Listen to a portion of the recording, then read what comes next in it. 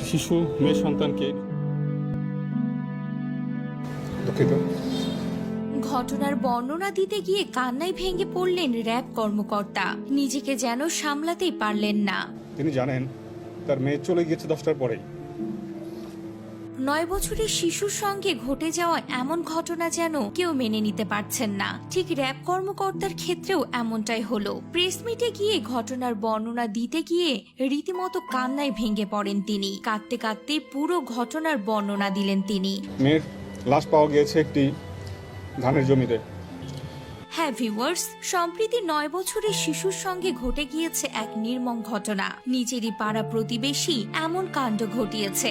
জানা যায় সে ব্যক্তি নাকি নেশা করতেন এবং নিয়মিত গাঁজা সেবন করতেন। সেই ব্যক্তি নোটিশ করেছিলেন স্কুল থেকে কখন শিশুটি ফেরে, সেই সুযোগই নেন তিনি এবং বাঁশঝাড়ে এই নির্মম ঘটনাটি ঘটান সেই ব্যক্তি। এমনকি প্রতিবেশীর কয়জন সেই লোকটিকে বাঁশঝাড় থেকে তাড়াহুড়ো করে বের হতেও দেখতে পায়।